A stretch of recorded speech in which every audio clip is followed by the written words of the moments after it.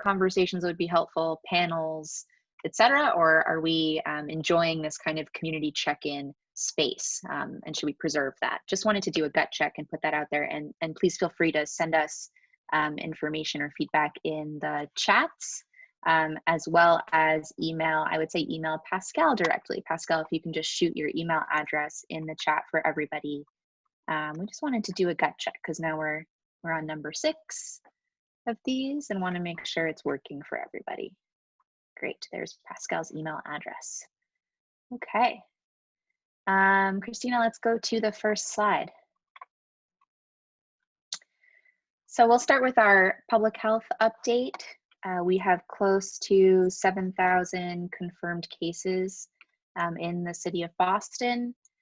While these numbers are climbing, we are seeing from the modeling that physical distancing steps and all the measures taken by the health department and hospitals, ensuring everyone has proper equipment, all of these efforts are making a difference.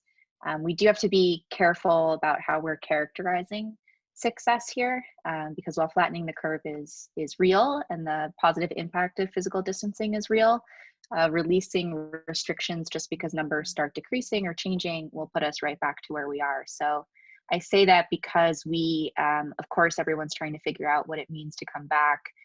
We've had many organizations and people ask us if there is a committee or a task force on reopening and how to get involved in that. And so I wanted to share that we're not quite there yet. We know that people are having those conversations, and that in order to do that, from our perspective, to do that in a way that's going to be as productive and helpful as it can, we need to be able to answer all of your questions in tight coordination with our public health officials and public health guidance. So the Mayor's Office of Arts and Culture will absolutely let people know, everyone here on these calls know when we're at that step, and we will help ensure that everyone is operating under that confidence, under clear guidance when the time comes, and we're just not quite there yet. So I know that you can be doing your own work and in scenarios, just so that you know, as you're reaching out to us, that we're still kind of in this place of figuring and still very much in the immediate crisis response. And along those lines, I know that I'm sure it was sobering and stressful, particularly for parents, but also not a surprise to see that the rest of the school year was canceled. Like I said, I know that everyone is trying to plan. I think that as we're kind of getting to know each other and hearing from all of our peer organizations and really forming some relationships through this platform, it's a really good time to start to look out to our national networks or our regional networks. I know that there are a lot of other spaces, professional associations for different kinds of museums, different groups, different artistic disciplines that might be producing studies or research or talking about examples of what it looks like to come back from all of this, to reopen, to gather again, etc. So, for example, we ourselves have been looking to city of Seattle because their timeline is a little bit further along than ours. So they're kind of dealing with more of what that next step is, just because of when they started to get hit with coronavirus. So as you come across those examples, as you see any of that research or those conversations happening in your kind of areas of the sector in your networks, please let us know. Please send anything to us that you think will be helpful. Pascal's email is in the chat. You'll get an email from her afterwards. That's really helpful for us to see just what are those conversations and benchmarks that are popping up in your networks. I think also with boards, as you're talking to boards, if you have folks from the private sector who are, signaling something else to you, maybe other than what you're hearing here, that's all really helpful feedback for us. And I wanted to share that as an example of a national network, as an arts commissioner for the city, I sit on the United States Urban Arts Federation. So that's a network managed by Americans for the Arts that's comprised of leadership from the local arts agencies from the country's largest 60 cities by population size. So that's a group that meets, annually, has conferences, but in these times we've started having weekly meetings to compare notes about our city responses, about sector responses in each of our cities. And I actually hope to have more to share on that for our next call, so you can hear a little bit about what that city-to-city conversation looks like and some of the ideas that are coming up from that about creative ways to invest in the sector and similar kinds of pain points that we're hearing just across the country. So any information like that is helpful. Pascal, did you have something? Oh, we have a raised hand from Colleen. Great. Hi, yes, I thank you. I just wanted to ask if in the Seattle area, if you've heard any information yet on when they would start resuming events for any of the arts, like whether it be, you know, the musical arts, art exhibitions. Has anything like that come into discussion yet, or have they not made any kind of firm decisions as to when they're going to resume those things?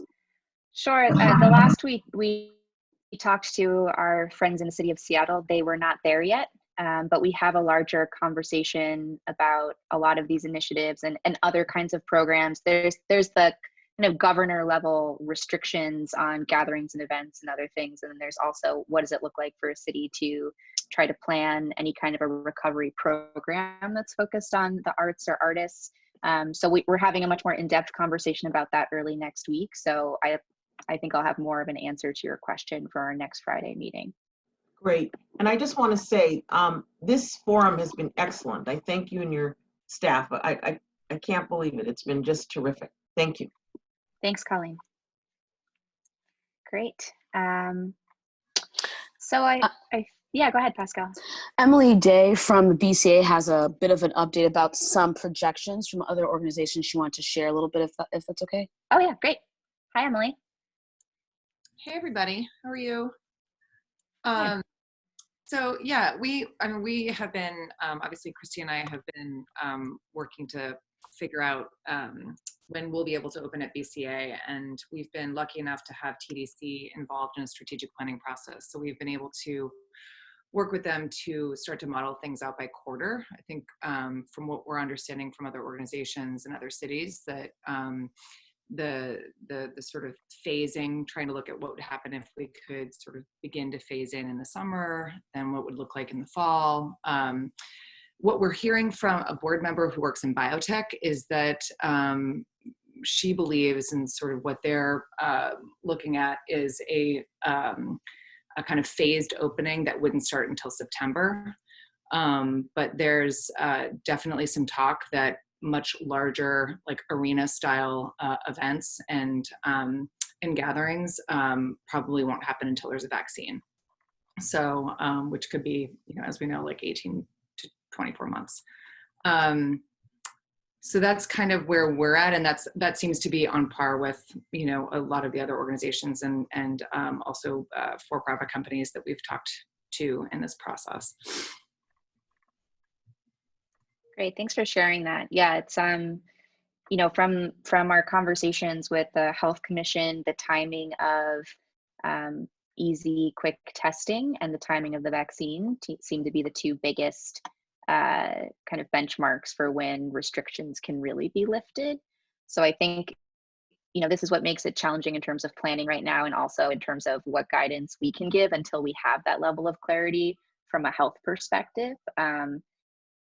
But at the same time, a lot of the conversations we've been having organization by organization are, you know, exactly what you're talking about. What does it look like if we're in a phase where some of these restrictions are still in place, but maybe we can still do other things with our space? What does it mean if we can test everyone in the ensemble and they can actually get together and perform, but we can't actually have an audience yet? What does it look like then? Are we focusing on live streaming all of those things? Can we charge for that? What does it look like to charge for some of that? Or is that an opportunity to expand our reach and our audiences? So I think that's, you know, that's a lot of the kind of thing that we're hearing right now. But yes, seconding everything that you just said in terms of how this is going to hinge on testing and having an actual vaccine. Just looking at the chat. Yeah, so similar, New England Museum Association expected open date range from September to next spring or longer, which is similar to what you're saying, Emily. I don't have an update on the marathon, Danella. And if anyone has any other thoughts throughout the call, just feel free to jump into the chat. Oh, Erica does. Let's see. Erica, go ahead. Hi, sorry, I was muted. I was just going to say, responding, because we've been having a lot of conversations in terms of the larger thing, just to share with everyone in terms of opening some of the larger events. The two major issues, or the two things that we've been confronting most recently, are number one, any artists that tour on a national level really are having a hard time confronting the fact that every state may have a different timeline, and therefore the artists are not planning on putting any type of touring work out until they know that it's a tour that they can fully put together. So in that timeline, we're really looking at 2021. And this is for things, this is not an official word, this is just obviously various town halls and forums we've been part of. But that's affecting things like Broadway touring or any major concert type things. You might see more of like one-off speaker type situations. The other thing we are hearing as part of our network is that some of the larger arenas, and I should preface this by saying that we have venues in the UK and in Germany, and Germany is specifically getting to reopen soon or planning for reopening soon, is that some of the larger venues are actually getting more phone calls because they are planning around social distancing, so that if the government insists on, we want you to open as part of, you know, reinvigorating work and economy and things of that nature, which would be fabulous, but we still need you to abide by social distancing. It's actually some of the larger facilities that may be helpful in taking and supporting work of what is more traditionally smaller groups because they have the space. So those They are can just spread out. Exactly, they can spread out. They have the lobbies, they have the seats. So that's my child, sorry. So that's probably my cue to shut up. But that's the latest on kind of what we're monitoring. Great, yeah, that is super helpful, and it's helpful to hear that perspective too from the commercial side. Um, yeah, and it'll be interesting also to see, and this is not a conversation that we've had too much yet, but how sports is going to handle this, and what that means for those spaces as venues. So I think that, you know, this is one of those times where the kind of entertainment and commercial and sports side of things and the conversation that we're having more in the arts sector are actually going to be need to be in conversation with each other and be pretty aligned. What am I hearing about when businesses can reopen? The mayor was saying another 4 to 6 weeks yesterday. When will that be official? I don't know when we're going to get an official word on that, Temple. And I think that also, and I'm not sure exactly which comment you're referring to, but I think part of the conversation has been what is the staggering, like what opens when, what opens first, what are the jobs where people have to be in really close proximity, what are the jobs where it's easier to put into place social distancing and reopen them. That's some of what's being taken into consideration. Colleen, did you have another follow-up? Yay. Did go to the president and tell him that the MBA wants to open up as soon as they can. And what was interesting, I don't know what organization did it, but I read the following week a poll that was done, and this was just, I would say maybe about 2 weeks ago, on whether or not people would be confident in attending sporting events. And the result was pretty strong. I think it was like 78% of the respondents said no, they would not be interested in attending sporting events in the fall. And it is, you know, it's due to the COVID-19 concern. So it's not just, you know, this issue is not just about what facilities would be available and when, but is the public readiness going to be where it needs to be to support the events? So yeah, I think that's a great point. We will see some studies in the next month that get at some of this question more locally about audience behavior. We had someone share on the last call last week that they were doing a study through Silver Lynette, and there's another from Arts Boston that I believe was just announced. So it'll be interesting to see what is predicted in that and what audiences are prioritizing as their concerns. Another study in DC was estimating anywhere from 3 to 6 months for audiences to start attending things again once restrictions are lifted, I believe is how that was framed. And I also see a comment here from Don. Stage Source is talking to art service organizations in New York, New Jersey, Pennsylvania. So asking some of these same questions, targeting art service organizations in 7 northeastern states whose governors are working on a reopening plan. We hope to make it a public conversation around May 5th on our regular community call. Don, do you want to say anything else about that?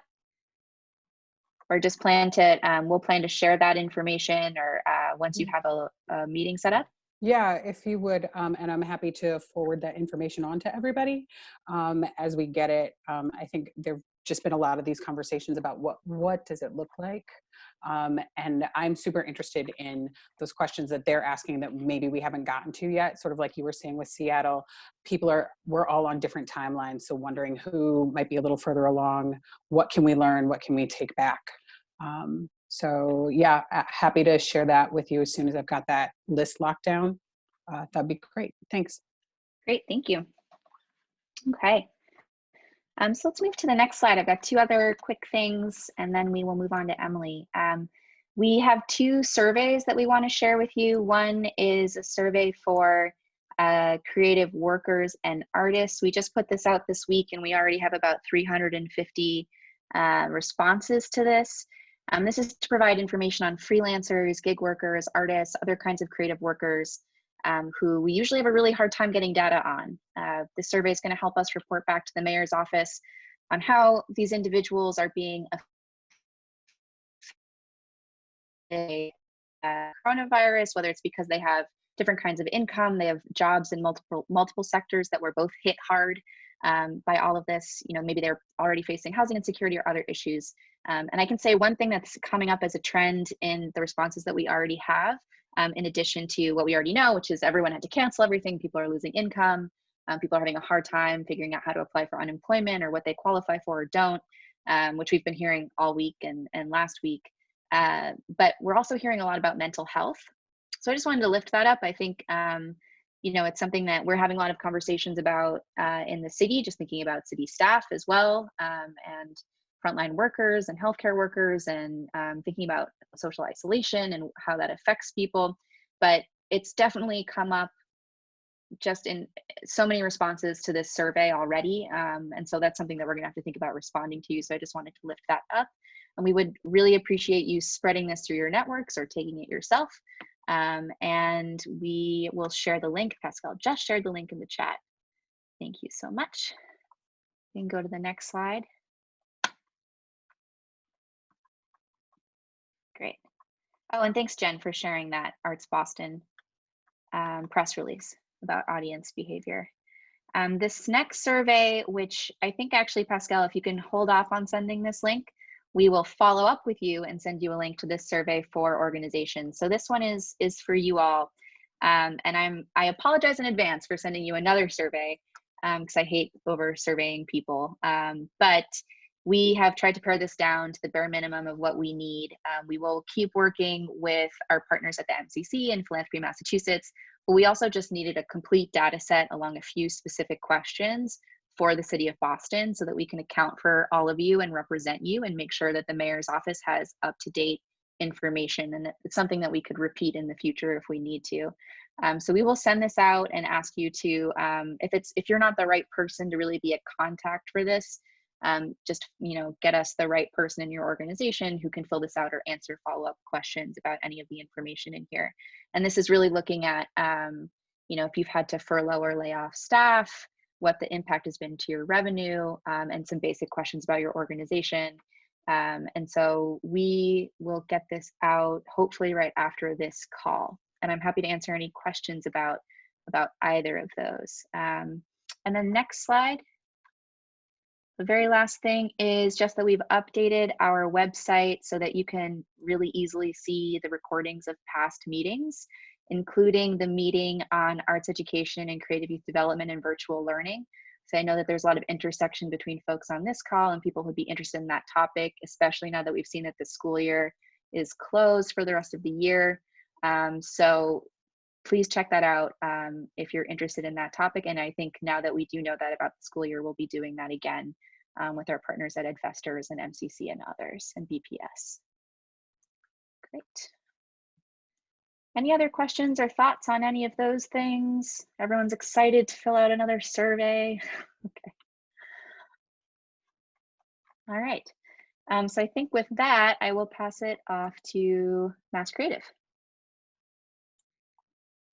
Thank you, Cara, and thank you all for the conversation about reopening. I just got off another call about reopening, so it's obviously our optimism and I think proactivity is really fantastic to see, and I'm excited to make sure that we are being heard in a couple of different places in government where they are starting to talk about this as well. So really quickly, just a couple of updates. So CARES Act version 1.5 was signed into law today at noon by President Trump. This includes a total of $310 billion to replenish the Paycheck Protection Program. I'm going to be real clear right now and say that if you have an application that is still pending, if you are hoping to apply for this money, and I can't believe I'm saying this, and Cara, you can kick me off the webinar series forever, get off of this webinar and call your bank right now. And the reason is that there's reason to believe that even though the SBA is saying that the actual money will open up on Monday, you want to make sure you're in line right now. So please, we have some resources on our website. I know that there are a couple of other really great resources out there that the City of Boston has linked to in the past. If you have questions about the PPP program, now is the time to ask them, get them answered, and get that application in. The other piece, included in the CARES 1.5 was also money to the EIDL loans. And then money for hospitals and money for COVID-19 testing. What was not included in this, and to be real clear, this is not like a new stimulus bill. This was literally like a resolution to attach to the CARES Act to add more resource to what they had already put out there. But what was not included and what there was some real pressure to include was relief and resources to states and municipalities hit hard by the COVID-19. That was not included in this CARES Act that was passed today. That's of real concern because particularly our state has real revenue challenges at the moment. And there was some hope that maybe that would be included in the CARES Act 1.5. So that means we're gonna have to look towards a fourth stimulus bill that is still in process on the federal level and really push and advocate that the states are included, some state relief is included in that fourth bill. On the state level, there are a number of things that we can talk about. One of them I want to talk about because it's come up before in this call, and I want to give credit where credit is due. Abigail Norman of the Elliott School has been an unbelievable champion and advocate leader on the issue of the unemployment liability that many nonprofits are currently facing related to repaying the unemployment fund for any claims that furloughed or laid off employees may make. In the CARES Act, the original one, 50% of that liability was covered by the feds, but as we all know, that's still a pretty large liability.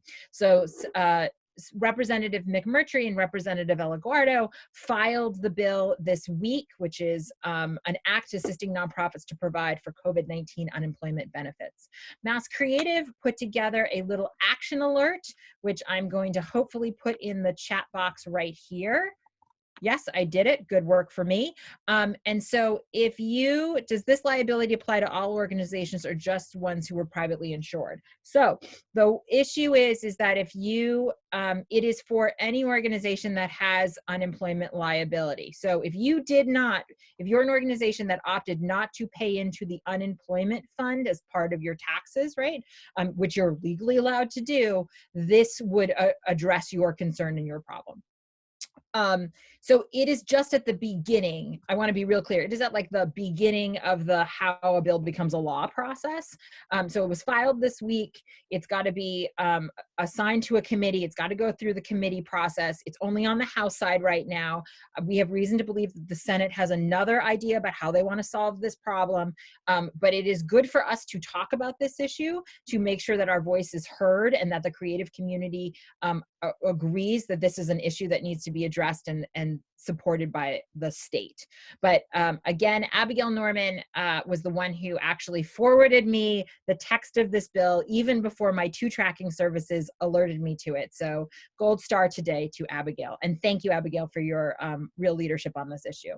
The other big thing that I just wanted to touch base on is this week. So as part of the CARES Act, the NEH was awarded $75 million. 40% of that went to the state and re-granting agencies for the humanities, and Mass Humanities this week came out with their granting program. I will in a moment put a link to their granting program in the chat box, but here are just a couple bulleted points about how they're planning on allocating that money through the re-granting process. I think their real goal is to get that money out as quickly as possible. So the other piece that I just want to touch on in light of the reopening conversation is earlier this week, Governor Baker was asked by a reporter, are you thinking about reopening the state? And he said, I am interested in putting together a group of public health, academic, and business leaders to think through a thoughtful framework about reopening the Commonwealth. We are working and advocating to make sure that the creative sector is included in that group, developing a thoughtful framework. We are working on drafting a letter formally requesting that the creative sector be recognized. So if any organizations on this call are interested in signing on to that letter, ping me, my email's right there. And let me know. We're going to start circulating that letter in the next day or so and hopefully get it into the hands of the administration middle of next week. It's important that our voice and our issues be heard when we're talking about this. None of us are interested in going against public health guidelines, but making sure that we are being considered when we're thinking about how we're reopening, what's going to be required, what resources are going to be needed to reopen our facilities or support our thawing of our creative economy is something that we're really monitoring and taking a look at. So these are my big bullet points. Happy to take any questions in the chat and I can chat back or we can address them during the Q&A. Thanks all, glad to be on the call. Maybe I'll just add to that, Emily. I was mentioning earlier that from City of Boston perspective, we're not there yet. And I do want to highlight what Emily's saying. As you are having these conversations in your own organizations, with your boards, with your communities, and you come up with what it is that you need and what you think that plan has to be, you should absolutely be doing that. I think that needs to happen. And you should be thinking about how to come back to the city with that information, saying this is what our process needs to be and this is what we need in order to do this successfully, in addition to working with Mass Creative and others in order to make sure that the sector is at the table as those decisions are being made. So I think that's a healthy process that we should be engaged in. And to that point, I will probably be in close communication with Cara to make sure that whatever we're advocating for aligns with what your office is thinking and talking about and what you're hearing from the fields and from the creative community in Boston. Awesome. Thank you so much, Emily. Let's move on to the next slide. If people have questions for Emily, please be sure to use the chat form. And as a reminder, we said this last week, but the Mass Health has extended their enrollment to May 25th. So if anyone needs more information about that, please, we'll be sending this PowerPoint after the meeting. So please click here for more information if you need to extend or enroll in Mass Health. Next slide, please. We received some great information and resources that on Monday, April 27th, there will be a webinar about the PPP in the second round. So if anyone is interested in attending this webinar, you can just click here to register. I'll put the link in the chat in just a second, but just wanted to let you all know if you had any specific questions about the PPP, you could attend this webinar. It's being done by the nonprofit school, I believe. So if you have any ideas or want to have any questions answered, please attend this webinar on Monday at 1 p.m. And I think Christina just put the link in. Thanks, Christina. All right, next slide. All right, so we're going to start our share outs for today, and we'll start with Nat from Revolutionary Spaces. Great. Thank you. Hi, everybody. And I want to thank Cara and this amazing team for putting together these weekly calls, which I've really profited from listening in on. I feel like it's not only great to get the information that you all are sharing out, but also to just have an opportunity to connect with each other on a regular basis and hear how everybody's doing. It's definitely needed at this point in time. I'm happy to share a little bit about what's going on at Revolutionary Spaces, and I thought maybe I should just begin by telling people what Revolutionary Spaces is, because it's a brand new cultural organization here in Boston that's existed since January 1st. It's formed through the merger of the Bostonian Society, which has been at the old State House, caring for and interpreting that building since the 1880s, and Old South Association, which has similarly cared for Old South Meeting House since the 1870s. So the stories of the two buildings are deeply intertwined with each other, and over the past year and a half, we, the two organizations, engaged in a really deep thought process to ask ourselves whether we would be stronger by coming together, and reached the conclusion in a resounding way that we would. And after a lot of planning, started this year as a new organization that really is committed to doing public history in a new way here. We're, through community partnerships and civic conversations and using contemporary forms of storytelling and especially the arts, we're really committed to bringing people together, not just to explore the history, but also to continue the work of democracy that is so deeply rooted in the two spaces that we care for. So this year for us was really meant to be about introducing ourselves to the public and trying to establish our space on the cultural landscape. And so our plan had been to leverage the 250th anniversary of the Boston Massacre, which took place just outside the old State House in 1770. And through a long arc of public remembering, also has a home in the space at Old South Meeting House.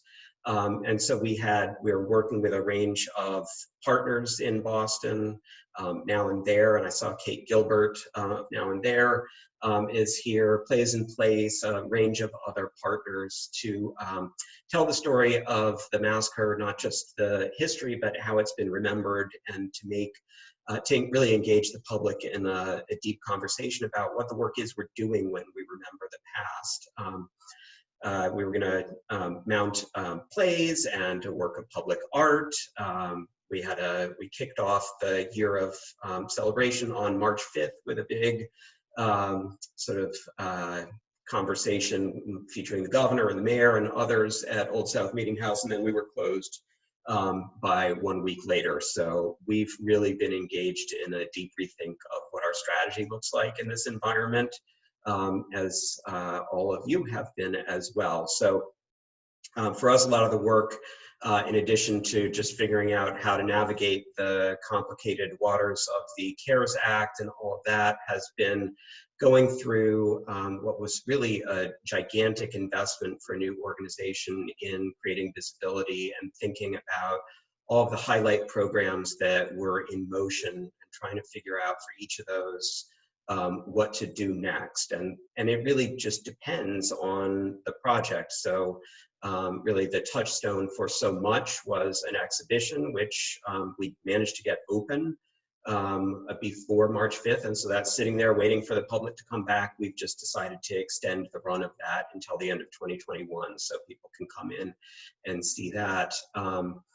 The sort of exciting center for the summer season was going to be a really dynamic public art installation that was going to be curated by Now and There. We've already engaged the artist in conceptual design, and so there's a lot that's already been invested in that, but we don't think it makes sense to move forward with a big public art project during the summer when there's so much uncertainty about who it would be addressing. Do we really want to bring people together to explore that? So we're postponing that project and trying to rethink what that looks like if we untether it from the Boston Massacre and the memory of the massacre narrowly. And we're pushing that into next year.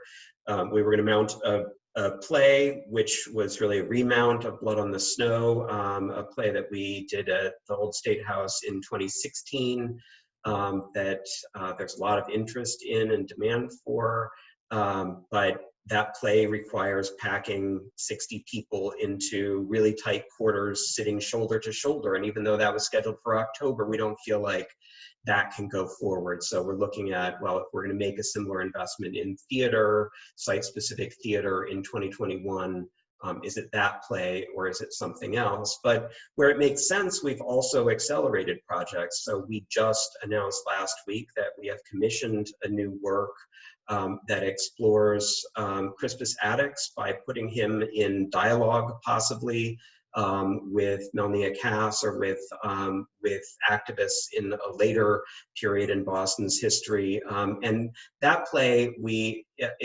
it's a little bit smaller in scale. I'm happy to say that the director of that play will be Pascal, so very excited to have Pascal on the call here.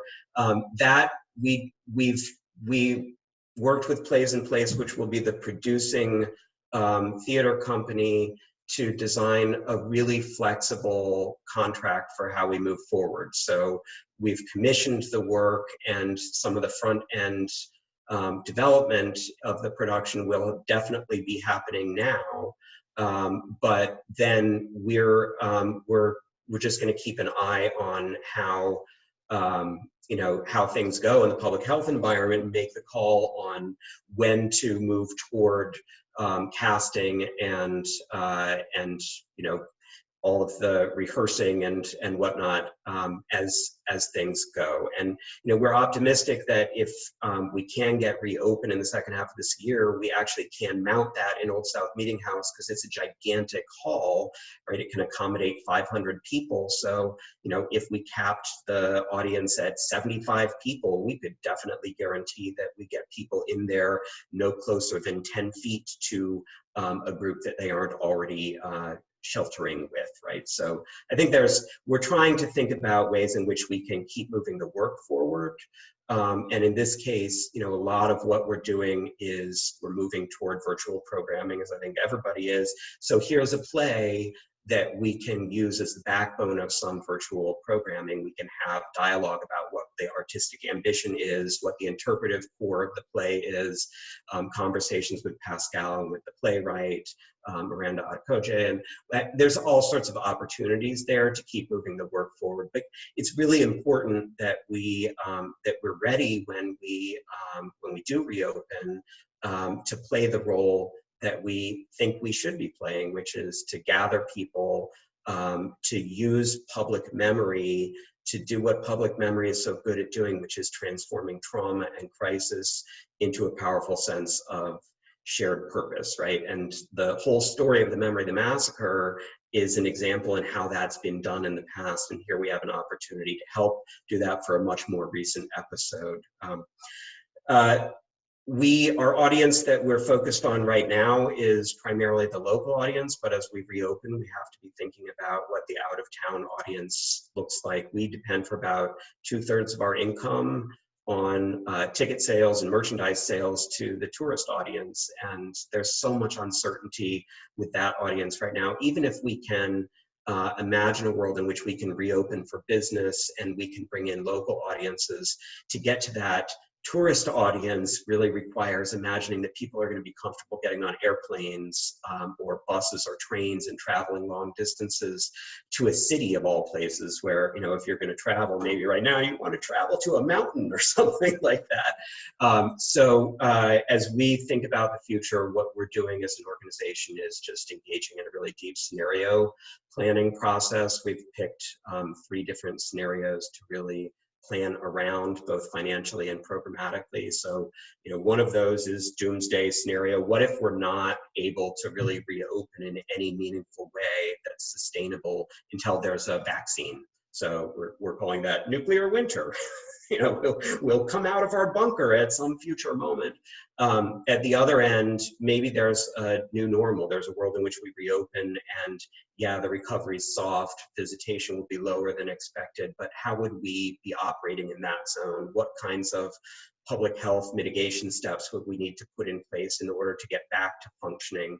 And then in the middle, I think the most realistic scenario is we reopen at some point this summer or early fall, but we have to imagine that there's going to be rolling closures after that. So, we're assuming in that scenario, let's just say between when we reopen and the summer of 2021, that there will be 3 more periods where we're closed for 6 weeks. And what does that look like financially, and how would that influence our choices programmatically? So that's how we're approaching it right now. We did manage to get a loan in the first round of the CARES Act Paycheck Protection Program funding. That allowed us to keep our staff of 72 people, I think it is, all on payroll through June 30th. But as we look to what comes after, obviously that's a complicated puzzle. So right now, just struggling as an organization, as we all are, in navigating through this uncertainty and trying to, it's what I say to my staff on a regular basis. As we went through the merger planning process, we said it's really critical, if we're going to try to be a 140-year-old startup organization, to think of adaptability and flexibility as a core value for our organization. So I just keep saying, hey, look at this fantastic opportunity to practice our adaptability. And that's really what it takes right now. As the picture changes, we just have to be able to roll with the punches and not get too set in one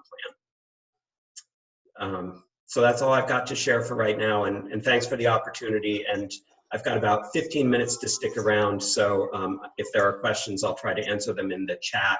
And then I have to jump off for another program. So thank you all. Thank you so much, Nat. So great to hear about Revolutionary Spaces. All right, we'll move on to Emily Rainey from Wheelock Family Theater at BU.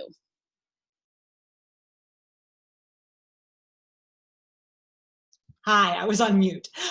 Thank you so much, Pascal, for the invitation, and also Pascal, Cara, Emily. Thank you so much for bringing us together on these Fridays. The advocacy has been galvanizing and the information reassuring, so thank you. I'm with Wheelock Family Theater. We are dedicated to bringing the transformative power of live theater within the reach of every school-age child in the greater Boston area. We are like a leap year baby, an old and new organization. So depending on how you count it, next year is our 40th anniversary season, which is true, but it's also, we are only finishing out our 2nd year with BU. So we're 2 years old and 40 years old as Wheelock College merged with Boston University. So we're still in the wake of change. And that transition from a small university to a large university at first was overwhelming for us as we adjusted to all new BU systems. But what this is COVID is unquestionably revealing is that the association with a major university is an incredible plus, no question. It has offered us immense privilege and protection. And the things that I am grateful to not be up at night worrying about is rent and how to pay our utilities and how to navigate applying for the PPP. We also have not laid off any of our full-time staff. And what I'm also learning is that universities are like songs and musicals where they both slow down time and speed up time all at the same time. So Boston University and all universities in Boston are among the first to announce cancellations and moving to online programming. I think of this as the advance edition of the news. But then also BU is requiring that all of our written communication surrounding COVID-19 cancellations or virtual programming get approved.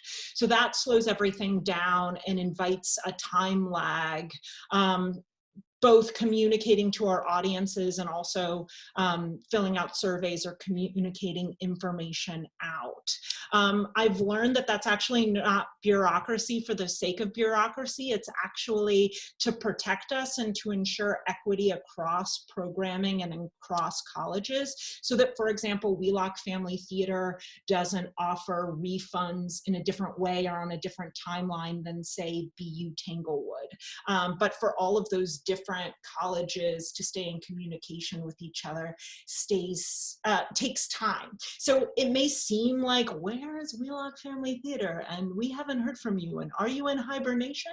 And we're here. We're just navigating and communicating on a lot of different, in an ever-changing landscape with a lot of different departments in a big organization. But I have to say that everyone has been incredibly accessible and empathetic. And the College of Fine Arts has been a real champion and advocate for Wheelock Family Theater in this time.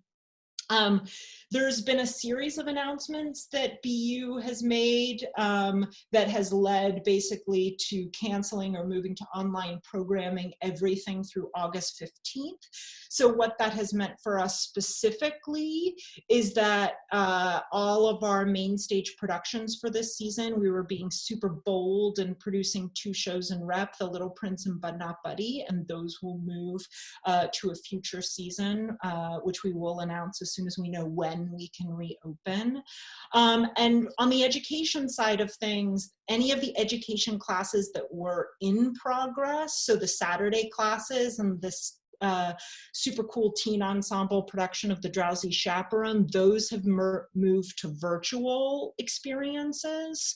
But anything that hadn't started, so the March and April vacation week classes, and then also summer programming, have been canceled. And the reason for that is the university makes a distinction between online learning, which was designed to be online and has certain costs and tuitions associated with that, versus remote, which indicates a shift from the in-person learning to the remote learning. And what we've learned is we can't offer remote learning at an online tuition rate. And because our students are pre-K to 12, we can't justify having them on a computer for the contact hours for the in-person learning, nor can we justify, given that we are all about equity and diversity and inclusion, charging the in-person rate for the remote experience. So for those 2 reasons, we determined that it would be best to cancel entirely. What that does mean is that we are looking at a loss of about 35% of our annual projected revenue so far. But we also worked closely with CFA, which is the College of Fine Arts, to ensure that we were able to pay all of our artists who were released for any work that was already completed, that we were able to fulfill any union contracts, and that we also advocated wherever possible to issue stipends in acknowledgement of lost work. They're not formal severance packages, but as close as we could get. Some of the questions that we're considering in terms of reopening and where we're thinking, granted, again, I'm also grateful that I don't have to make this decision and that Boston University will make this decision, but some of the things that are in the balance for us are just thinking about when is BU bringing students back to campus. Also, we have a productions wing and an education wing, and then our productions have public performances and also a really robust student matinee series where schools come to us. So our question is, when are schools going to reopen? And then even when they do reopen, will they be going on field trips? Because field trips getting canceled was among the first announcements. And so if they can't go on field trips, are we going to tour smaller productions to schools? Will they want outside artists to come on in? And then going back to the earlier conversation of if we are opening but social distancing, we do have 623 seats. We are one of the bigger spaces, so it is possible for us to sell fewer tickets and to sit audience members further apart. But I also, you know, arts organizations, theaters in particular, are known for having tiny bathrooms. So I don't know how we deal with that part. As we earlier on the call, I was envisioning porta potties on the lawn. So I don't know. I don't know the answer to that question yet, clearly. The switch to virtual for the Drowsy Chaperone, we've learned a lot in the process, and our education director, Jerry Hammond, has been teaching choreography, tap choreography via Zoom, which has been fun. Originally, they thought it might be a live performance over Zoom, but Zoom creates challenges with music, and the teen ensemble is all about sharing their abilities and their work put in as an ensemble. And this ensemble can't sing together because Zoom won't represent and mix all of the voices at the same time. And then, of course, there are rights issues with MTI for sharing a recorded video. We could make a 5-minute fan video since they are amateurs, but we couldn't record the entire experience. So the latest, and this has been ever shifting, the latest is that they're rehearsing virtually for what will become an in-person experience sometime in the future when we can all come back and gather. And then I also just wanted to give a shout out, in addition to the stage source calls and the art sector, the weekly, these Friday calls that have been incredibly grounding for us at Wheelock Family Theater. We've also found a great resource in TYA USA. TYA stands for Theater for Young Audiences, and they're a national organization with membership from national TYA theaters, and they're having weekly calls with theater leaders and then a different weekly call with theater educators and also a series of webinars, and that's been really useful for us. So looking forward to a future in which we can all be in the same space and make some healing art together, and I just hope we can keep on communicating with each other. Thanks so much, Emily. Truly appreciate the update from Wheelock. Pascal, right before we go to Gary, I'm just going to do a quick PSA that the survey for organizations that wasn't quite ready is now ready. So we're the arts office and we're doing things in real time. We're making it happen. So I'm going to post that link in the chat for anybody who wants to end their week with a survey. I will also have that link in the meeting recap email as well. So if you miss out the link in the chat, do not fret. All right, thanks so much, Cara. Let's move on to Gary from Celebrity Series. Hi, everyone. Pascal, Cara, Emily, all of you, thanks so much for what you've been doing. It's really been terrific work. I won't go over the bloody details too much, other than the Celebrity Series, which we're a presenting organization. This March 12th, we ended up canceling about 40% of our season. That left us with the task of refunding $1.4 million in revenues. If you've ever wondered what your cash flow looks like, don't do this because it hurts a lot. But it's gone pretty well in the sense of our initial projections were that this could hit us with an impact of about $800,000 to $1 million, which would be about 14% of our operating revenue. And we've been able to reduce that. I'm happy that 32% of our patrons who were ticket holders made some donation of some level with their tickets, which brought in a good chunk of money, about $275,000. And then the board decided to do a small focus campaign, not a broad public appeal, but really to the board members and our key donors for an emergency relief fund. So we'll definitely have a deficit this year, but it's not going to be nearly as bad as it could have been. And it's something we can get through because frankly, we were lucky, the serendipity that last year we had just completed a capital campaign to buttress our balance sheet. So we can keep people calm in the short term. It's the long term that's starting to concern us for a lot of obvious reasons. We have not laid off anyone, although I feel it's important to sort of say, had these performances occurred, there's about 275 people who would have worked for us who are not getting work.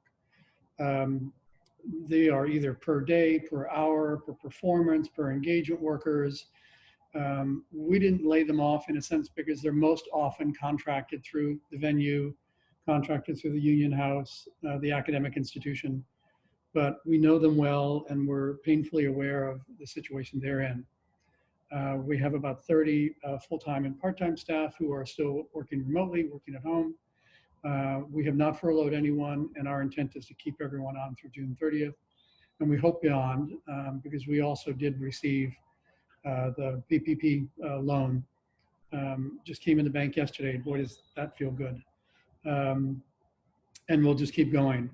We're in the process of launching our season for next year, which has prompted a lot of really tough discussion about, well, how can you put something on sale when you're not certain that the performance is going to happen? And it's a fair question because often I'm never certain if the performance is going to happen. Is the artist going to cancel? Is there going to be a snowstorm or whatever?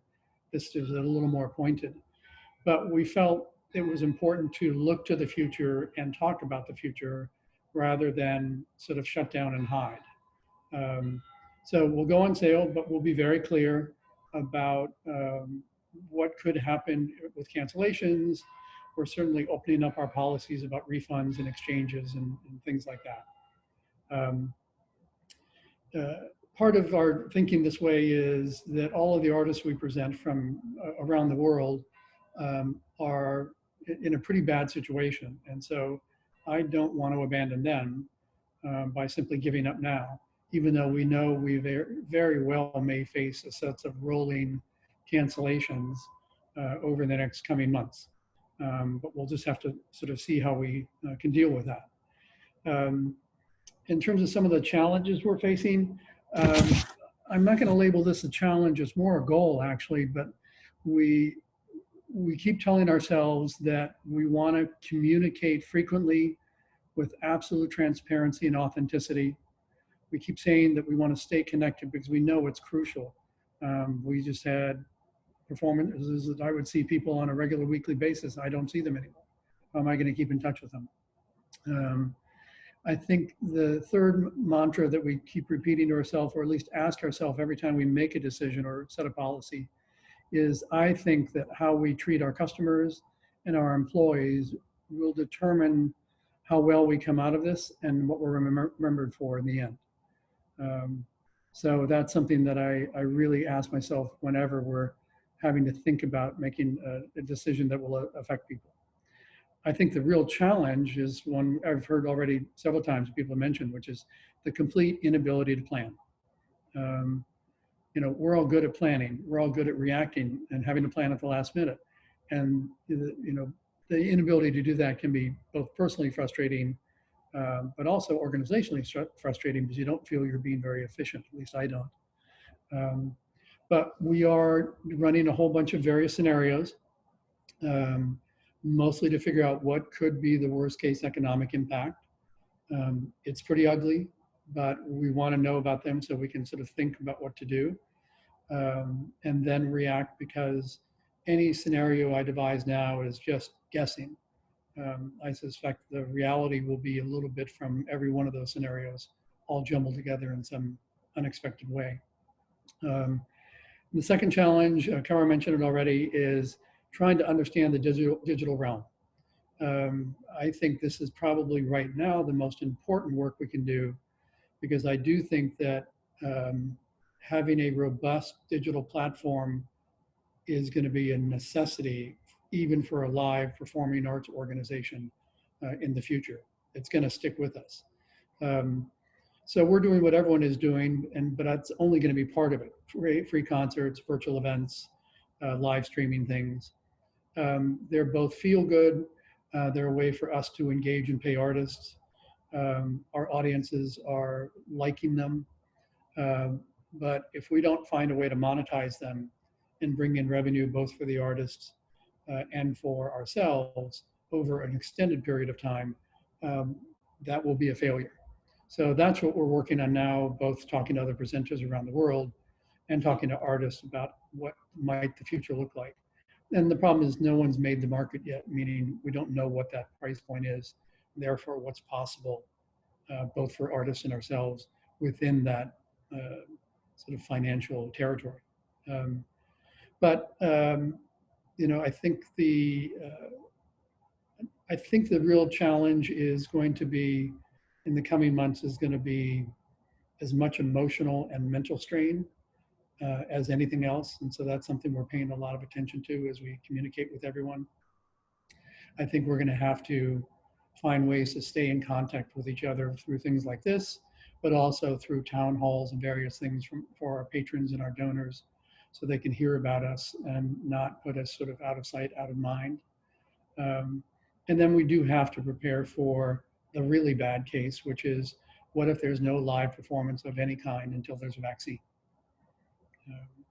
And that's something that's really tough to talk about, but I think we have to, just so we know what one of the options, in this case probably the worst, would look like, and how can we prepare ourselves and our organization and our audiences and our artists for that. So I appreciate hearing from everyone. No, I'm not tired of surveys at all, Kara. No problem. Just keep bringing them on. Actually, I say that somewhat jokingly, but I do think it's important, because we always pride ourselves on trying to be data-driven, and we really don't have a lot of data right now. And so it's important that we're doing it. And I am honestly glad to participate. So that's Celebrity Series. I wish my best to all of you, and stay in touch. Thank you for this opportunity. Thank you so much, Gary. We did have a couple quick questions. Kara was curious about what are challenges to monetizing digital productions, and then we had another question about how can virtual programs make money. Wasn't sure if you and Celebrity Series have thought about ways in that for your productions. Well, there's a couple of ways that we're going to discover this. I don't have an answer. So let's say we have a concert scheduled with a string quartet, and they're in Europe, and they're not going to travel to the States because either Trump doesn't let them, or the airlines don't let them, or it's just not safe to gather. So we've already sold tickets to that performance. Now, do we say, all right, quartet, find a space either at home or somewhere where you are in Europe. Let's find a production crew company that can work safely. Let's find a way to live stream this, and then go back to our audience and say, we can't do it live, but we can do it live stream or recorded. And maybe we can find some additional content, artists talking, expert commentary about program notes, kind of thing. You know, the first time, would we be able to say to them, would you please let us keep that nice ticket price that you bought later? And the probable answer in my gut is, yeah, probably. But I don't think that's necessarily going to teach us what this new marketplace bears, because pretty soon we're going to have to start creating content and going, okay, artist, I'm going to hire you to do this. Is it a pay-per-view kind of thing? Is it fine, artist will share with you whatever, you get 50%, we get 50%? Where's the cost going to be involved in it? How do we promote it? Is it just for Celebrity Series subscribers, so it's exclusive content, which gives it greater value? Do we just put it on there in general pay-per-view? Or is it a subscription model where we say, give us a certain amount of money and we'll bring you one concert every week, every 2 weeks, that will arrange around different genres that are possible in this sort of new environment. What's really not known is if we start something new and go, we've got a virtual concert coming, would you pay 10 bucks? Would you pay 50 bucks? Would you pay 100 bucks? No one knows. And I think that's what we have to do the experiment and try it. Because once we know that is when we and the artist can sort of say, we can do this, but here's the territory we're living in, and this is what you make out of that. Do you want to do that for that kind of money or not? Sure. Yeah, I definitely think that's going to be the biggest question is how do you like decipher the different pricings for a live stream and how do you justify that to audiences? So great points, Gary. Great points. Thank you. Thank you. All right. We're going to move on to Chrisella from WBUR The Artery, and she'll talk to us a little bit about how the Artery is handling all the news and what they've been seeing in their organization. Can you all hear me okay? Yes. Hear me, see me? We good? So I don't, first of all, thank you for having us. Thank you for having me. Journalism has had to change completely, I think, to be able to do its job the right way, still obviously putting itself at risk. So I sort of say journalism rather than the media because that's used often in a fairly negative way. So sort of full disclosure, I was in Panama. My grandmother passed, not from COVID, from old age, last month. So I wasn't even really here when all of this sort of was transpiring. I ended up staying in Central America an extra week just to make sure I wasn't bringing anything back. But they were already moving. I mean, I worked from Panama for about a week, from March 16th through the 21st. And I knew that WBUR was already mobilizing. I mean, they started having weekly meetings on Fridays with the whole staff, meeting with the GM. Everybody, I think, started working from home the week before that. And so I share that sort of to be very open and vulnerable about just how difficult the last few months I think have been for everyone in different ways. The sort of societal trauma we're all experiencing. And at the Artery, I think we sort of emphasize that to one another. We meet twice a week, Tuesdays and Thursdays as a staff.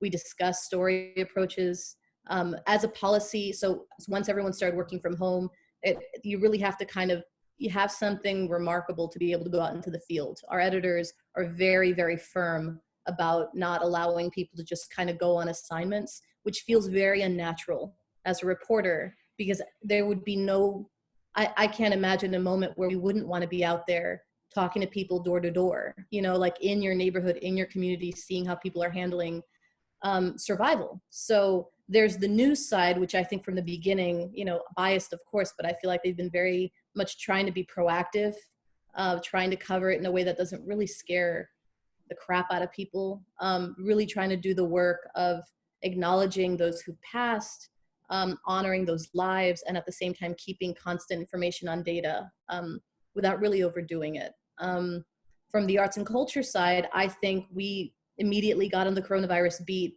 from just a different direction, right? I mean, that was the week that, one of the first weeks I was back was when the co-designer and architect that designed City Hall passed. So suddenly, we're writing that obituary. We suddenly see everybody's baking bread on Twitter. So suddenly we're looking into sourdough starters. We're suddenly, we're being asked, how are people living in their homes? Well, we can't go into your homes. So how do we use the newsletter that we send out every Thursday to ask people, how are you living your life? How are you connecting? How are you getting your groceries? Do you have to disinfect your groceries every time you go out of your house? At some point, I feel like, especially when you cover tragedy, I mean, everybody who gets into journalism at some point, I think, usually covers homicide, covers car accidents, you cover a lot of pain. And you realize that you don't ask someone how they're feeling in the moment, like on the worst day of their life. That's a very stupid question to ask anybody. So you try and work around that, and you try and be a human, and you ask them how they're doing. You know, you ask them if it's okay to talk right now. You know, you check in. I was asked to do a piece about living alone, which I've been doing, well, for a long time, and it's not easy. And that took a lot of that kind of vulnerability to talk, not just to therapists and to other people who are living by themselves, and to commiserate, and then to kind of make a story that captures that feeling without really being too morose. I feel like we're really walking this fine line between like just basically like throwing in the towel and saying like, no, like it's National Poetry Month. You know, there's still people creating and beautiful things. You know, we commissioned poets to write poetry about COVID, and we did a flip book online. You know, some of the poems were really, really beautiful, and some of them were tragic, and that's what poets do, right? So I think we're trying to cover everything, but most importantly, if I can tell the organizations on this Zoom, is I think people, those who didn't know how important the creative community was to the Commonwealth, are realizing very quickly how crucial this industry is, from all perspectives, and how much money is really involved. When I did the first story talking to, it was the Mass Cultural Council, when they came out with their statistics, or with their data of how much money was lost, and that was what, like a few weeks ago. It was important to put a face on it. You know, it was important to show the creatives and how much they care about the work that they could be doing, different ways to tell the same story, different ways to show performance art, different ways to reach people, and how much they'll possibly pay for it, as many of you have noted. So we're basically here to continue doing the work that I think that we do very well. We've had to put off the Artery 25. We've had to put off many events. We're not totally sure when they're going to be rescheduled for. That being said, we're looking for story ideas. We're hoping that you reach out. I will put my contact information in the chat. We're both looking for story ideas, I think, that delve into how COVID is affecting the industry, how you're overcoming, and bright, you know, interesting human interest stories, culture stories, art stories. I mean, we're still trying to do reviews. We're still doing all the same work. And I mean, our music critic, Amelia Mason, is working on the nursing home beat right now. I'm helping by calling hospitals on a weekly basis, just checking in. We're doing more, despite the fact that we're all home, and every Friday morning we all see each other's faces, and everybody has kids in the chat. And like, you know, journalism is hard enough, let alone when you're trying to cover the community from one place. So I can tell you that we're trying to do our best, and it's very much changing the landscape of how we do it, but we're trying to keep an eye on all parts, and you can definitely help us with that. Thank you so much, Graciela. I'll be able to also include your email in our meeting recap, so feel free to put it in the chat too. So if anybody would like to share any stories, please send an email to Graciela, and I'll have her email in our meeting recap as well. Thank you so much. All right, and so can we move to the next slide, please, Christina? And just to remind everybody, if you do have any virtual events happening, please be sure to share it with the boston.gov /arts-support link, so we can post it so other people are able to know what's happening, and we can really amplify the events that are going on in the city. Next slide. So now we have about 14 minutes before we have to end the call. And if there are any questions for any of our speakers, or Emily or Cara, please be sure to use the chat function. I think I just have a thought just based on what Christella was sharing. And I apologize if you hear, I think my neighbor is doing construction or something right now. If you hear any banging in the background. I think it's interesting to see, you know, we've always really appreciated what the Artery does for our sector here. I think a lot of people do. And during this time, just the kinds of things that you guys have been sharing and commissioning and putting on social media. And I think a lot of people are going to the Artery for some kind of like moments of relief or joy or other kinds of experience. And And it is this fine line that I think also like a lot of us on this call are trying to walk in our communications and how we're engaging, you know, our communities as well, which is how to be real and provide space for really processing what's going on, but then also knowing that the people are looking to all of us also for some of those moments of some relief, you know, some emotional relief, some distraction sometimes, some, you know, some other ways of getting through some of this as well. But we've appreciated that from the artery for sure.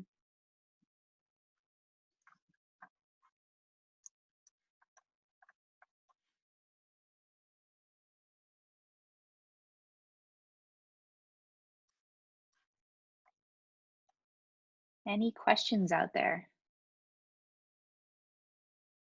If there aren't any questions, may I just remind everyone about another really fun, groovy survey collection project that's happening across our nation. It's called the Census.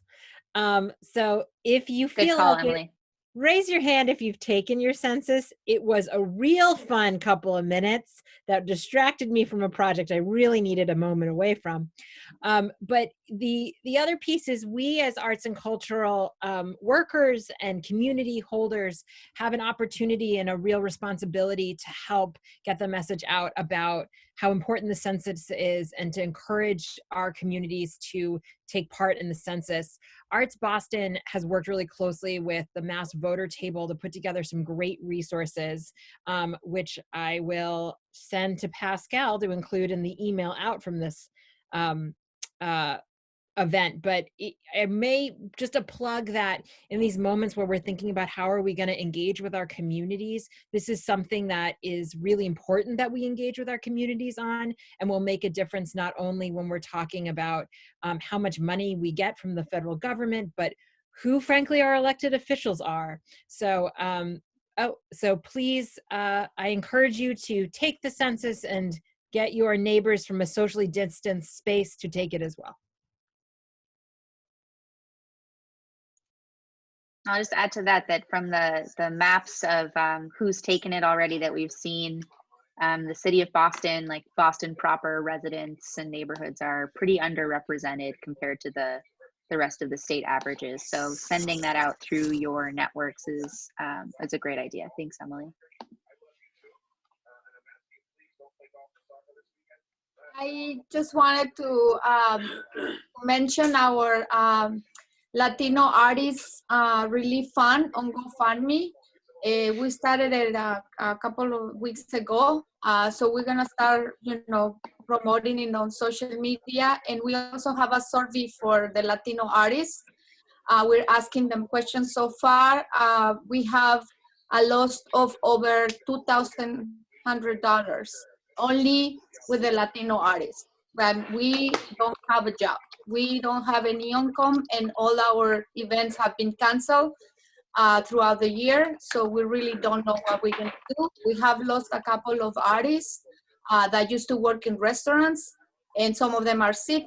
So we are really trying to push, because we don't see that we will, I mean, the people that really need it, I don't think they have access to the funds that are being out there. And I put myself as an example. I'm in the system, but I get overwhelmed, and it's just too many information. And then I feel like helping others. And so we artists are like that, all of us. We want to help. We want to help. We want to help. But this time we are also affected. So it's kind of a crash of feelings and reality. And so we have to find ways to reach out those communities that are, you know, at risk and that have not access to what we all have access here. So I'm asking everyone to help me on sharing the Google, the GoFundMe campaign, so we can get at least some money for some of the Latino artists that we have access to.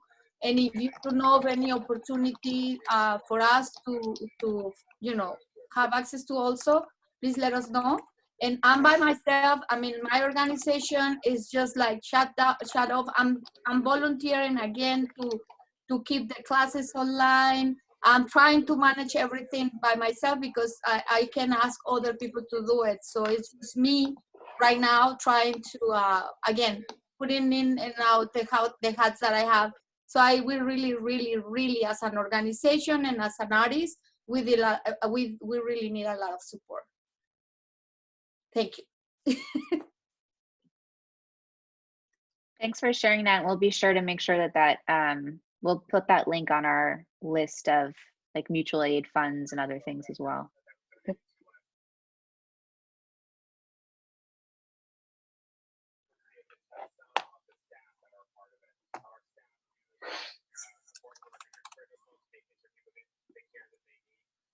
Any other comments, questions?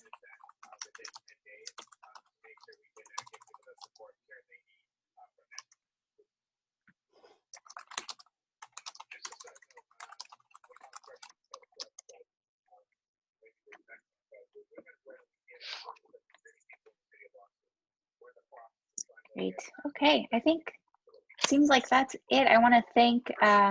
Oh yes. Okay. Wait. One last thing. Good one. Marianne, do you want to hop on and just give a pitch for Arts Equity Summit? Muted. Hi, everyone. Happy Friday afternoon. This is just a friendly reminder that this weekend we have the Virtual Arts Equity Summit, which will run this evening, all day Saturday and all day Sunday. Registration did close at 3 p.m. today. If, however, you have not registered yet, please feel free to email me at Marian, M-A-R-I-A-N. Sorry, the dogs are going crazy. At artsconnectinternational.org. I'll drop it in the text chat box here, and I'm happy to go ahead and backdoor register you. But we look forward to being with community, and tonight's concert is live stream starting at 6:30 with an open mic at 8:30. So we'll see you soon. Thanks so much, Marian. Awesome. We will be there. Okay, so I think with that, thank you to everybody who spoke today. Thank you, Emily, as always. And I'm going to give a thanks also to Christina Carroll, who's the person actually managing like the whole hosting and going through the PowerPoint, and is just kind of behind the scenes holding it down. Thank you, Christina. So thanks always. to everybody. And thanks for being here. We will see you next week. Thanks, everyone. Have a great weekend.